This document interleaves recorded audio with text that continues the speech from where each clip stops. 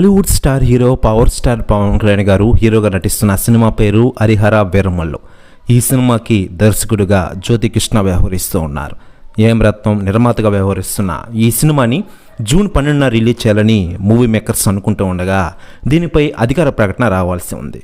ఇన్ని రోజులు రాజకీయాలతో బిజీగా మారడంతో పవన్ కళ్యాణ్ గారు ఈ సినిమా షూటింగ్ని పక్కన పెట్టిన విషయం విదితమే.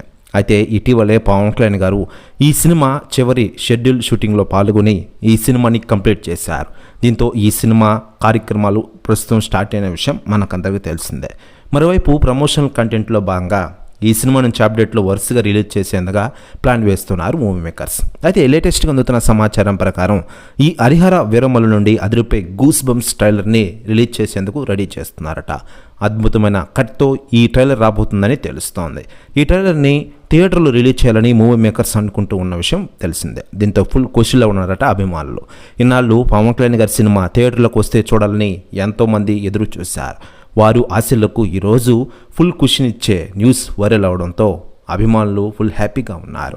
మరోవైపు హరిహర వీరమల్లుతో పాటు పవన్ కళ్యాణ్ గారు ఓజీ సినిమాతో మన ముందుకు రాబోతున్నారు.